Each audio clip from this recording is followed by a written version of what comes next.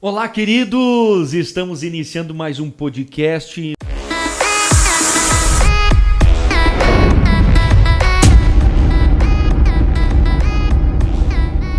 Nós aqui estamos com um convidado ilustre e você vai ficar sabendo agora. Mas antes, se inscreva em nosso canal, Isso a Sede Regional Chapecó, dá uma moral para nós.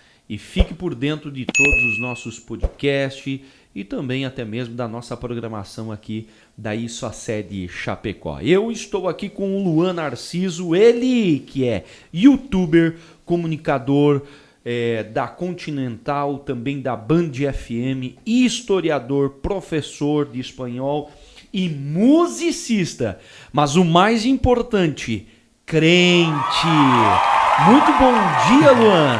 Bom dia, pastor. Bom dia, Geri. Bom dia aos irmãos que nos acompanham. É isso aí, né? Crente do sapatinho de fogo, né, pastor? Eita, mistério. Hoje nós vamos ter mistério aqui, gente. Também o nosso Geri, né, companheiro de sempre. Então fica aí juntamente conosco e aí nós vamos aqui fazer já a primeira pergunta também para o Luan. Luan, quando foi que você teve um encontro real com Deus? Ou posso dizer, né? Quando que você o aceitou a Jesus, se teve uma caminhada antes de conhecer a Jesus, ou se nasceu num lar cristão. Qual foi o maior encontro, então? Quando foi o seu encontro com Deus? Vamos lá, então. Pastor, na realidade, eu venho de uma família de segmento católico, né? Então, quando eu tinha aproximadamente 9 anos de idade, eu comecei a receber visita de uma entidade enquanto eu dormia. Né? Então, eu ia dormir, eu tinha 9 anos de idade, eu ia dormir e essa entidade se materializava, esse espírito se materializava no meu quarto e começava a querer ter contato comigo, né? Querer ter contato, interação comigo. Para uma criança de 9 anos, tu obviamente não sabe do que se trata, né? Tu imagina que seja um fantasma, que seja algo né? Tu não sabe. E muitas vezes eu compartilhava com alguns familiares e os familiares não acreditavam em mim, ou muitas vezes você era motivo de deboche de pessoas, né, que não acompanhavam. E eu levei com essas visitas cada vez mais intensas dessa entidade até os 12 anos por aí. Né? E até que um dia um amigo de escola me convidou para visitar uma igreja evangélica. Eu não tinha noção nenhuma do que era, de como funcionava. Eu participava de festivais da canção, cantando músicas assim, de não vínculo ou não cunho gospel religioso. E eu fui um dia para conhecer, para saber como é que era, para ver a banda tocar e assim por diante. E quando eu cheguei lá, me dei conta que não existia uma banda, né? Existia um casal, que era o líder dos jovens que estavam lá, que eram eles que ministravam louvor. E quando eles estavam cantando aquela canção, Eu Quero Ser Sua Casa Favorita, isso no ano de 2007, eu já tinha 13 anos. E aquilo me chamou a atenção para entender o que seria a casa favorita, né? O que seria a casa favorita, o que isso se tratava. E aí eu fui num sábado, aí comecei no outro, aí comecei no culto da terça, que era dos visitantes na ocasião, na época, né? dos visitantes. E o da terça era o culto de libertação. Né? Então, só um parênteses, antes era dos visitantes, mas aí passou a ser o de libertação na terça, que era da sexta. Entendi. E eu continuei indo, e nisso, na terça-feira, um missionário, que hoje é meu atual pastor Olivar, um abraço, alô pastor. E na ocasião ele ainda era missionário, ele não era um pastor titular. E eu expus, eu não sabia essa questão de conversar com o pastor, eu não era convertido ainda, né? E aí eu contei para ele o que estava acontecendo. Ele veio de outras religiões antes, então ele conhecia o que estava se passando. Ele orou por mim, repreendeu aquele espírito e nunca mais aquele espírito me visitou. Foi então que a partir daí eu entendi, peraí, é aqui o caminho, tem algo a mais, tem algo que pode curar, que pode libertar, que pode preencher os vazios, né? Que na ocasião eu tinha, e com 13 anos então decidi entregar minha vida a Cristo e nunca mais me afastei. Poxa vida, que interessante, hein, Luan? Que interessante. Eu fiquei aqui todo arrepiado ouvindo aí essa história. Que bênção. E parabéns, né? Parabéns aí. Amém. Por esse encontro aí com Deus e proporcionar juntamente aqui conosco, né? Graças a Deus. E qual foi a sua maior experiência com Deus? que, né, depois dessa trajetória que você contou para nós, Sim. qual seria a sua maior experiência com Deus? Foi poder ter tido a oportunidade de girar pelo menos o sul do Brasil, alguns pontos da Argentina, do Paraguai também, levando o evangelho, né? Cantando. Eu fiz parte de uma banda chamada Gideon por quase 12 anos como vocalista. A banda era de pop rock, né? Pop rock gospel. E a gente teve a oportunidade de, graças a Deus, né? A glória de Deus, de ser canal de bênção para ganhar almas, né? Por onde a gente passou, conseguimos ver libertações, milagres, curas, vidas transformadas através da nossa vida, né? Através de sermos canais de bênção, a glória dele. E por sermos também... como que eu posso me referir? Deixar de fazer as coisas que talvez agradassem o nosso querer, né, no sacrifício de fazer o querer dele, né? Então, a experiência de ver famílias restauradas, de ver jovens libertos de maus caminhos, caminhos das drogas, do vício. Então, essa foi, para mim, uma das maiores experiências que eu tive com Deus, é poder ser usado por ele, saber que eu poderia ser usado por ele. Que legal, bacana. Geri, contigo, Geri. Bom dia, pastor. Bom dia, Luan. Bom dia, cara. Prazer imenso estar recebendo o Luan aqui, meu da mesma amigo. Forma. Meu barbeiro em Coronel Freitas. Eita, nós! Luan, o pastor falou antes que tu era historiador. Sim. Como que tu vê essa tipo da história acadêmica ligada com o evangelho, com Cristo? Porque ela se liga muito, né? Como que tu poderia explicar para as pessoas que estão nos assistindo? Olha, uma pergunta muito interessante, Jenny. Tu sabe que quando eu comecei a faculdade de História, eu na realidade, eu fiz 2 anos de jornalismo antes, né? Fiz 2 anos de faculdade de jornalismo. E aí, na ocasião, o diploma de jornalista tinha caído, né? Já estava, por exemplo, obsoleto. Eu pensei, não vou fazer uma faculdade que não vai ter diploma, né? Hoje eu teria terminado com a mentalidade que eu tenho hoje, mas na época eu era muito jovem. Eu também queria fazer História depois de ter terminado o jornalismo. Aí comecei a fazer História. E a primeira coisa que as pessoas me falaram, você que é crente, é aquele término que nós conversamos antes, né, pastor? Você que é crente tem que tomar cuidado para não virar ateu. Porque a partir do momento que você começa a estudar a história, como você frisou, do evangelho, de uma maneira científica, digamos assim, aí tu vai estudar desde os essênios, ou também desde daquela parte do judaísmo, para daí chegar no cristianismo e assim por diante. Então, os originais, do grego, do latim. Então, tu vê que muitas vezes as traduções que chegam até nós hoje, a Bíblia ela é fidedigna, tá? Ela é verdadeira. Mas as traduções que chegam, talvez, elas têm uma diferença de interpretação. Eu explico. O grego e o latim, eles não têm essa dualidade de idiomas como o português tem. Exemplo, o grego, por exemplo, você vai falar, em casa eu tenho uma xícara de café.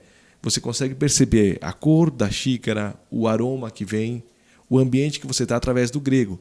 O português, o espanhol, o italiano, não. Eles são duais. Outro exemplo. Mesma coisa, a palavra eu te amo. Sim. Né? Que dá várias interpretações. Total. Né? Eu te amo pro Geri. Eu te amo, Geri. Mas é de uma forma de amizade. Exato. Diferente como eu falo para minha esposa. Eu te amo. Mas é a mesma palavra no português. Né? Exatamente. E no grego e no latim não tem essa dualidade. Por isso que é interessante quem vai estudar teologia ou fazer uma faculdade de um mestrado em divindade, que é o que a gente chama do mestrado para teologia, se faz necessário estudar os originais, né? O grego, o latim e assim por diante. A partir disso, você começa a ter uma outra interpretação. Vê que muitas vezes você já foi ludibriado por algumas pessoas que tiveram um tipo de interpretação e te repassaram daquela forma em determinados pontos do evangelho. Dou um exemplo assim a grosso modo, a entender que muitas vezes a cura não vem de Cristo, vem de um objeto consagrado. Então você tem que enviar uma oferta por essa xícara ungida e você vai ser curado. Entendeu?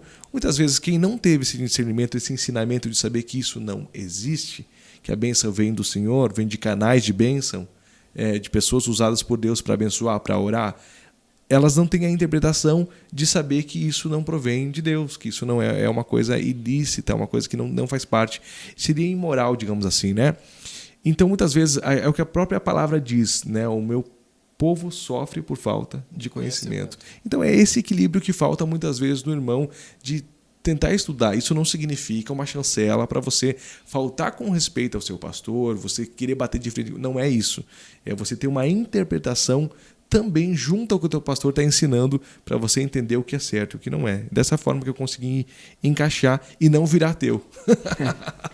Isso é muito importante. Na faculdade de teologia, que o pastor dava aula para mim, tinha todas as matérias lá, né? Filosofia, sociologia, que são matérias consideradas que os caras viram ateu, como tu falou. Exato. Só que se tu estudar bem elas, como lá na faculdade era estudado, elas se interligam, porque a fé, ela busca a razão e a razão busca a fé. Né? Totais. Ó, por exemplo, vamos levar aos gregos, né?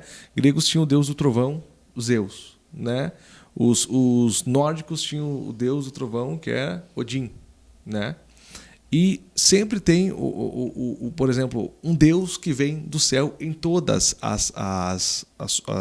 os povos, as nações, os egípcios, os Deus Ra e assim por diante, né?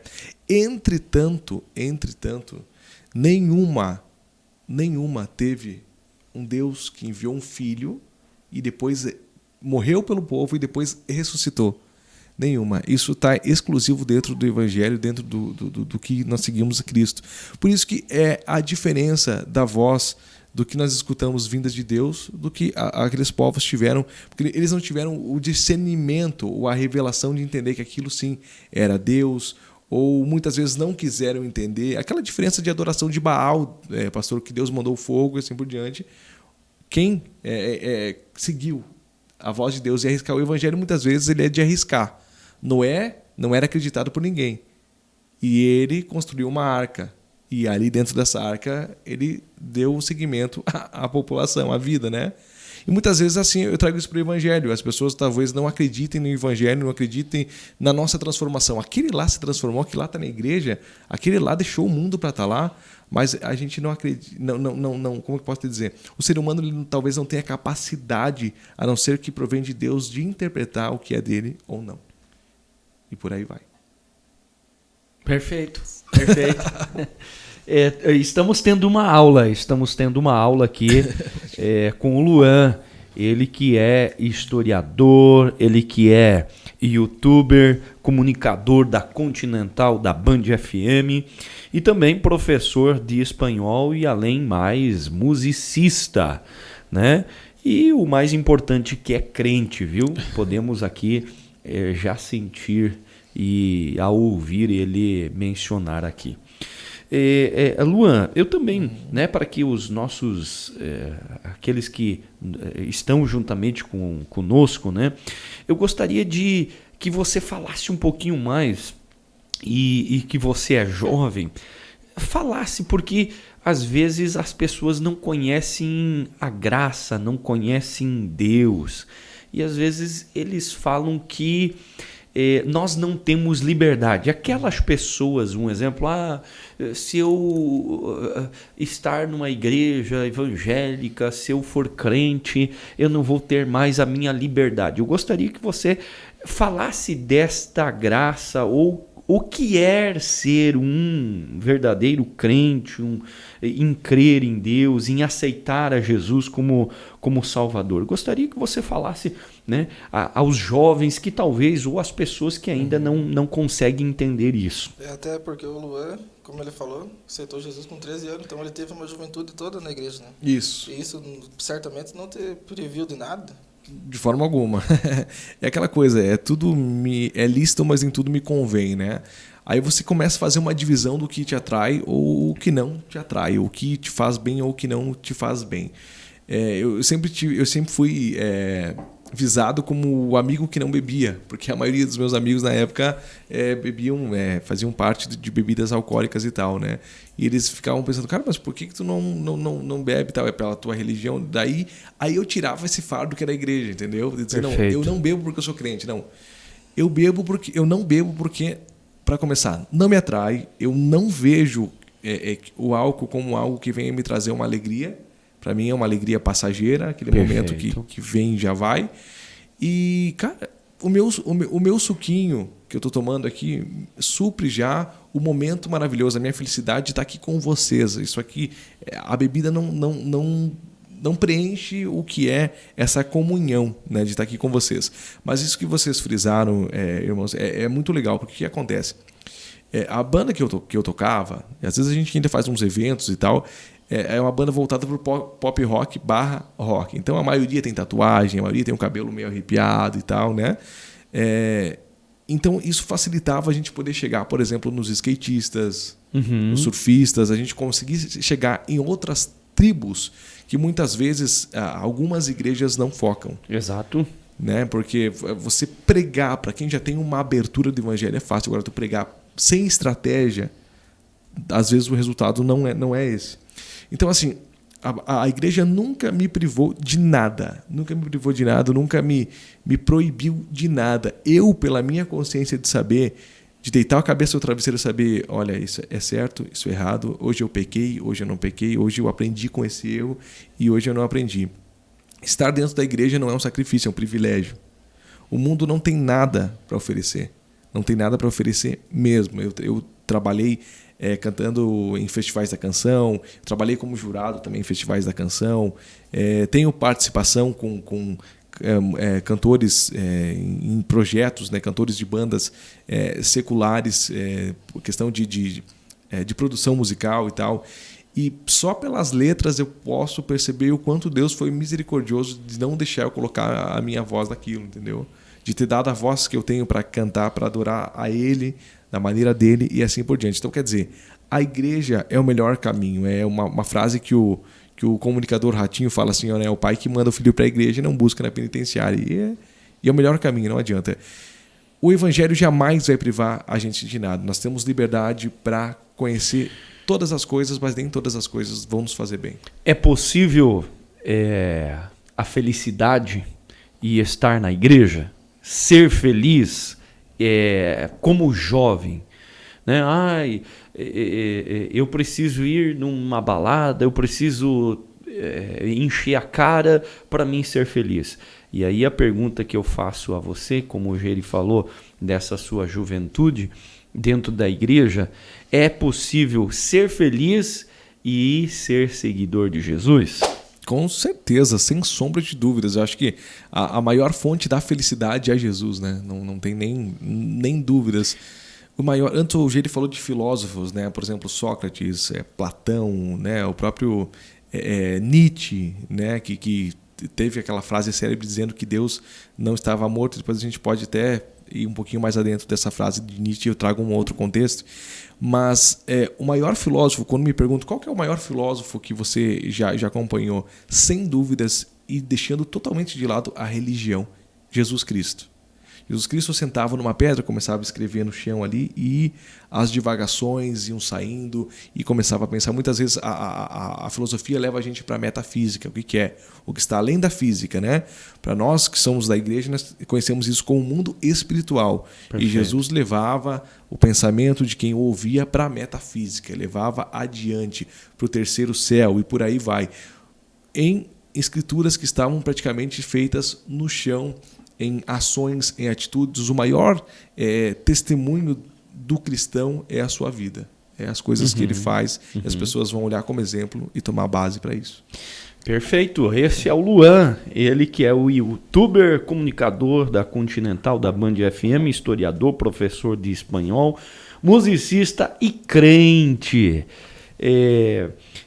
Sobre liberdade, né? Eu posso também até falar a liberdade. Jesus é a própria liberdade, né? Às vezes as pessoas elas estão presas no vício. Elas dizem, não, a hora que eu quiser parar eu deixo. Não deixa não, porque se quisesse teria parado. Por quê? Né?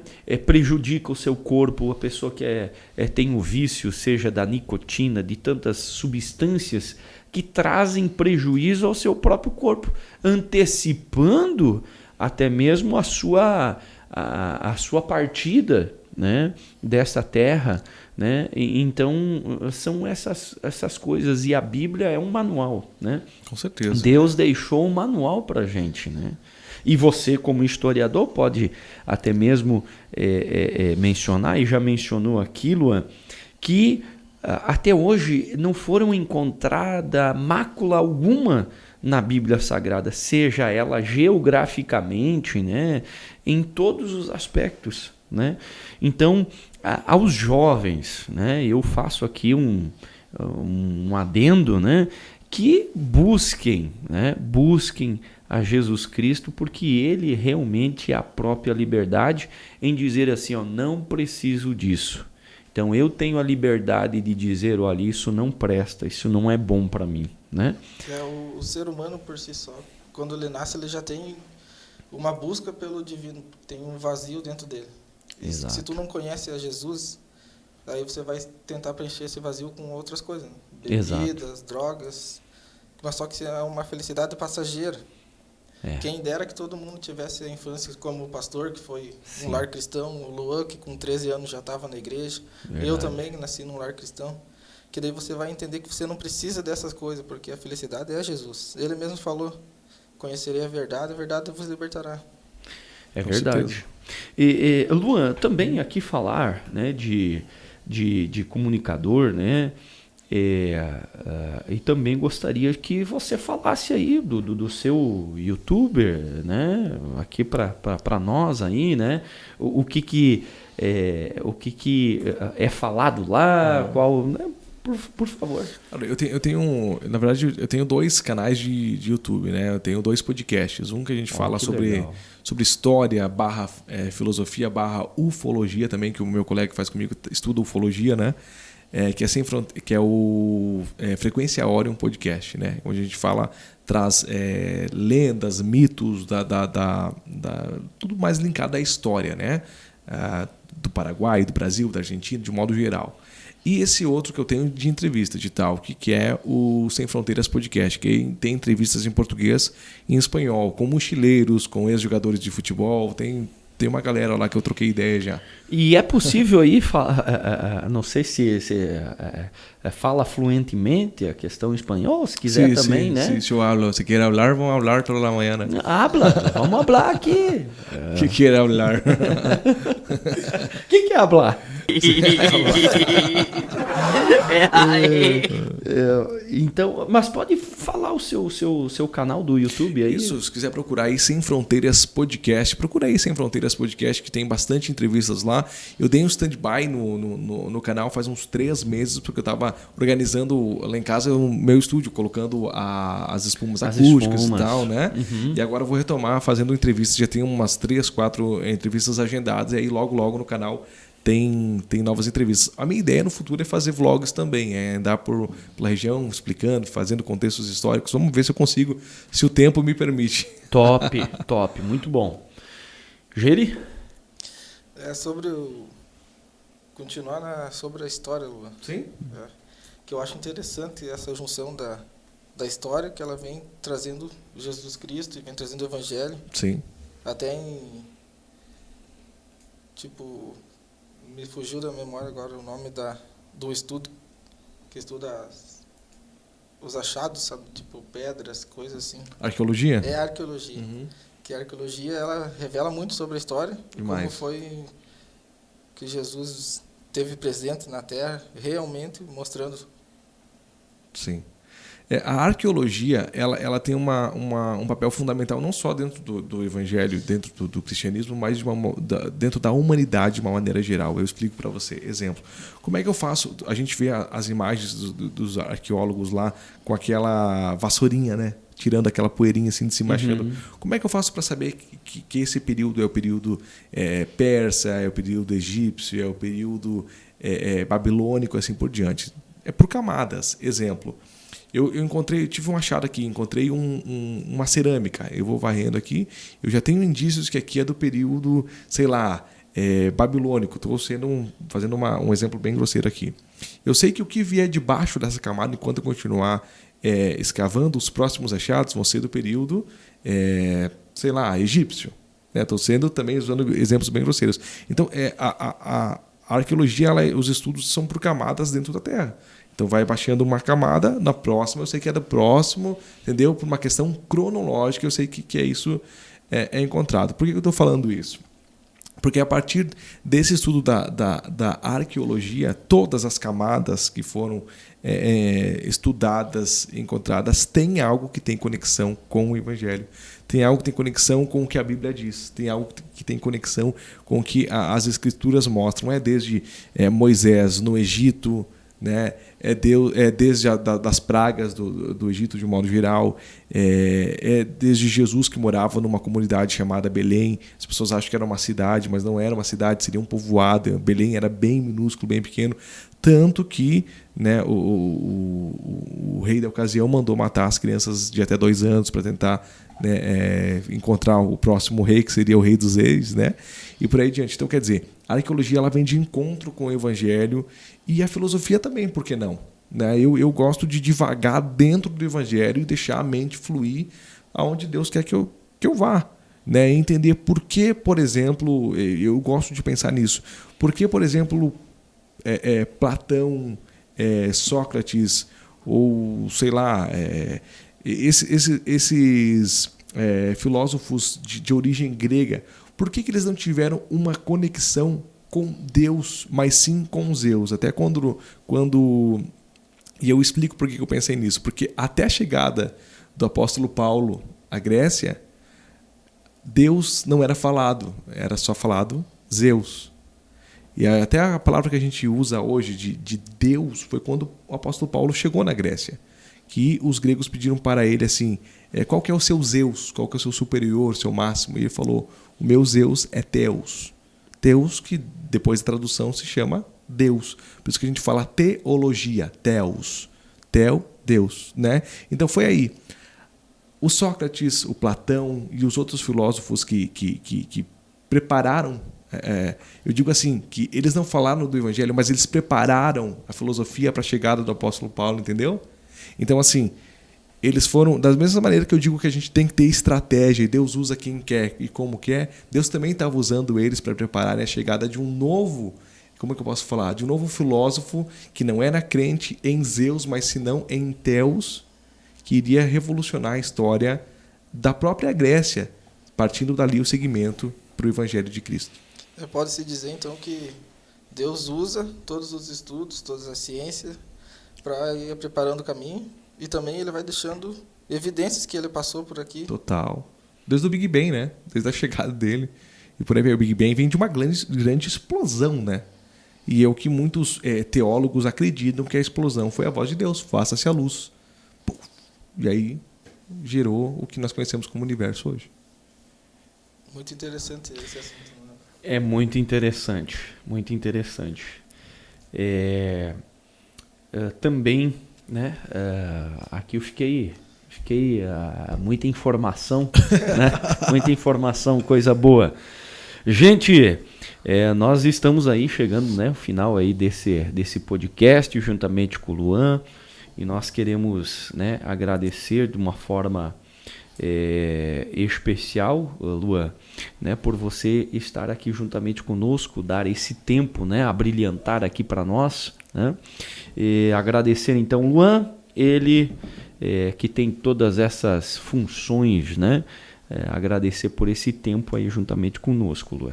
Eu quero agradecer muito o convite, pastor, do senhor, do Geri, enfim, do nosso irmãozinho aí, master aí, né, que comanda as edições. Enfim, agradecer toda a igreja aí, né, Associação a Deus de Chapecó, né, convidar todo o pessoal a visitar a igreja, visitar os cultos, né, e se inscrever no canal, dar o seu like, né, e com certeza ajudar a propagar ainda mais o evangelho. Gratidão pelo convite, estou à disposição sempre. Amém. Obrigado. Geri. Isso aí. Quem gostou da história ligada no evangelho pode seguir o canal do Luan, o Instagram dele, Luan Narciso. Isso aí. E se inscrever no canal da igreja também, para ficar ligado nos conteúdos que nós vamos trazer mais aqui. Valeu!